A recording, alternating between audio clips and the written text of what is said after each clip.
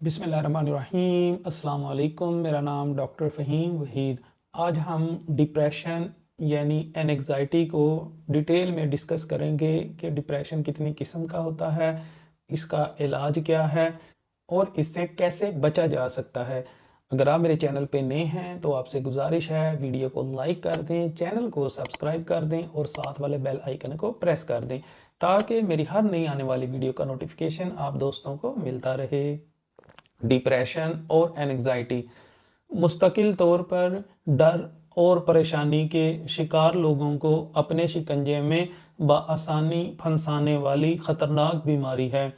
इस नफ्सियाती बीमारी की 3 इकसाम हैं, जिनमें panic disorder, generalised anxiety disorder और फोबियाज शामिल हैं। कभी कभार बेताबी और बेचैनी का शिकार होना तो हर इंसान की ज़िंदगी का हिस्सा है, लेकिन अगर बेचैनी की ये इलामात 6 माह या ज़्यादा अरसे तक मौजूद रहें तो इसे एंग्जायटी डिसऑर्डर कहेंगे। रोज़मर्रा के तमाम काम जैसा कि स्कूल, दफ्तर और घरेलू ज़िंदगी पर इस चीज़ के मनफी असरात मुरतब होते हैं। जनरलाइज्ड एंग्जायटी डिसऑर्डर में इंसान मुस्तकिल तौर पर बिला तातुल अपनी ज़िंदगी के मुख्तलिफ मामलात मसलन सेहत, रिश्तेदारी और बिजनेस वगैरह के बारे में इंतहाई फ़िक्रमंद होता है। काम पर गौर ना कर पाना, पट्ठों का खिंचाव और मुसलसल परेशान रहना इस बीमारी की चीदा इलामात हैं। पैनिक डिसऑर्डर से मुराद एकदम हंगामी तौर पर शुरू होने वाला बेइंतहा खौफ है जो जिस्म को बहुत जल्द अपनी गिरफ्त में ले लेता है और इसके नतीजा में हमारे जिस्म पर बहुत असरात मुरतब होते हैं, जैसा कि जिस्मानी कपकपाहट, पसीने से शराबूर जिस्म, तेज़ी से बढ़ती हुई दिल की धड़कन, उखड़ता हुआ सांस जिससे ऑक्सीजन की फराहमी भी मुतासर होती है, उदासी की शदीद लहर। ये हालत एक ख़ास किस्म की जिस्मानी और ज़हनी तब्दीली के नतीजे में पैदा होती है जो कि हर इंसान के लिए मुख्तलिफ हो सकती है। इस मर्ज़ में मुब्तला लोगों को इन चीज़ों का इल्म होना बेहद ज़रूरी है। एंग्जायटी डिसऑर्डर की तीसरी बड़ी किस्म फोबिया है जो कई इकसाम के हो सकते हैं, मसलन किसी के दूर चले जाने का डिप्रेशन, किसी ख़ास चीज़ का खौफ और माशरती फोबिया। किसी के दूर चले जाने या अलहदगी का खौफ बच्चों और बड़ों दोनों को मुतासिर कर सकता है। इसमें इंसान ये ख्याल करने लगता है कि एक ख़ास इंसान के दूर जाने से इसे कोई नुकसान पहुंचा देगा। एक मखसूस चीज़ का डर, इसमें इंसान किसी ख़ास चीज़ मसलन ड्राइविंग, ऊंचाई, खून, जहाज़ का सफ़र, इंजेक्शन, सांप या मकड़ियों से भी इंतहाई खौफ खाने लगता है। इसी तरह सोशल फोबिया में इंसान ज़्यादा लोगों की मौजूदगी से खौफज़दा होकर कुछ भी करने से गुरेज करने लगता है। इस आर्ज़े का इलाज बीमारी की किस्म के लिहाज से मुख्तलिफ हो सकता है।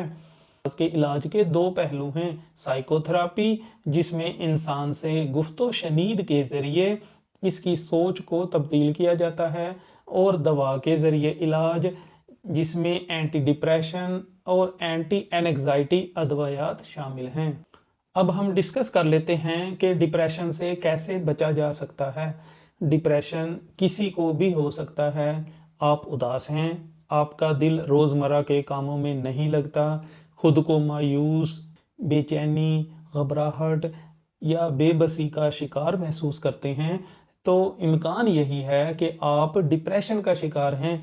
डिप्रेशन की दीगर इलामात में भूख ना लगना, ठीक से नींद ना आना, वज़न में कमी होना, फ़ैसला करने में दुश्वारी महसूस करना या तवज्जो और याददाश्त का दुरुस्त ना रहना वगैरह शामिल हैं।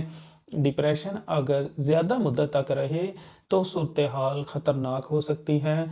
مرد اور خواتین دونوں ہی ڈپریشن کا شکار ہوتے ہیں، تاہم خواتین میں ذہنی تناؤ عام دیکھا جاتا ہے۔ ڈپریشن مردوں کے مقابلے میں عورتوں کو زیادہ ہوتا ہے۔ اس کی وجہ مخصوص بائیولوجیکل، ہارمونل اور سماجی پہلو ہوتے ہیں جو خواتین کے لیے منفرد ہوتے ہیں۔ اس کی وجہ یہ ہے کہ خواتین میں خاص طور پر حمل کے دوران اور زچگی کے بعد ہارمونز کی تبدیلی کا عمل زیادہ تیزی سے جاری رہتا ہے۔ ایک ماں بننے والی عورت اس قسم کے ڈپریشن سے گزرتی ہے جس سے مرد کا دور دور سے کوئی واسطہ نہیں ہوتا۔ بچے کی پیدائش کے بعد اکثر ماؤں کو پوسٹ پارٹم ڈپریشن کا سامنا کرنا پڑتا ہے، اور کچھ ماؤں میں یہ ڈپریشن خطرناک حد تک بھی بڑھ جاتا ہے۔ بعض اوقات خود انسان یہ سمجھ نہیں پاتا کہ وہ ڈپریشن کا شکار ہے یا پھر اندرونی بے چینی کے سبب ذہنی خلفشار میں مبتلا ہے۔ ڈپریشن افسردگی کو کہتے ہیں، جبکہ اینگزائٹی میں تشویش یا فکر مندی لاحق ہوتی ہے۔ دوا کے بغیر بھی اینگزائٹی سے محفوظ رہنے کے کئی طریقے موجود ہیں، جن میں تناؤ کو کم کرنا، ورزش، سانس لینے کی مختلف مشقیں اور یوگا کرنا شامل ہیں۔ تھراپی اور ماہر نفسیات سے مشورہ لینا بھی ایک اثر انگیز طریقہ ہے، خاص طور پر کوگنیٹیو بیہیویئرل تھراپی، جس میں گفتگو کے ذریعے سوچ و خیالات کا زاویہ اور انداز تبدیل کیا جاتا ہے۔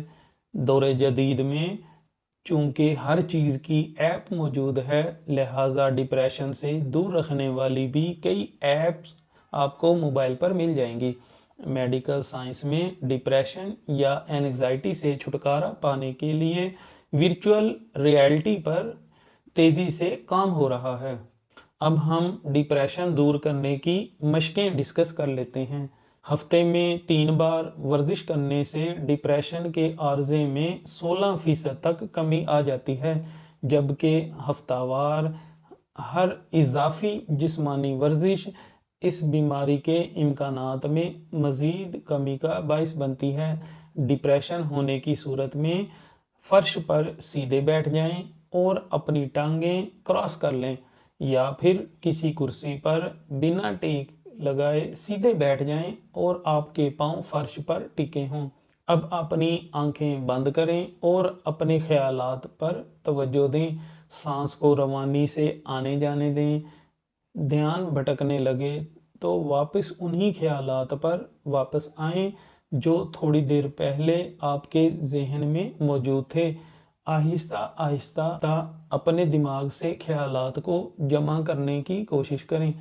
یہی عمل ہر روز 10 منٹ کے لیے کریں۔ تاہم اگر ڈپریشن اتنا شدید ہو جس سے آپ کے روزمرہ کے معاملات متاثر ہو جائیں تو اس کی درست تشخیص کے لیے آپ کو جنرل فزیشین، ماہر نفسیاتی امراض یعنی سائیکالوجسٹ اور سائیکیٹرسٹ یا تھراپسٹ کی مدد لینی چاہیے۔ سائیکالوجسٹ عام طور پر سائیکو تھراپی، کاؤنسلنگ یا سائیکالوجیکل سیشن سے علاج کرتا ہے، جبکہ سائیکیٹرسٹ کچھ مخصوص ٹیسٹ کروانے کے بعد دوائی تشخیص کرتا ہے۔ امید ہے آپ دوستوں کو ویڈیو پسند آئی ہوگی۔ اگر ویڈیو اچھی لگی ہے اور آپ کی معلومات میں اضافہ ہوا ہے تو ویڈیو کو لائک کر دیں، چینل کو سبسکرائب کر دیں اور ساتھ والے بیل آئیکن کو پریس کر دیں تاکہ میری ہر نئی آنے والی ویڈیو کا نوٹیفیکیشن آپ دوستوں کو ملتا رہے۔ دعاؤں میں یاد رکھیے گا۔ اللہ حافظ۔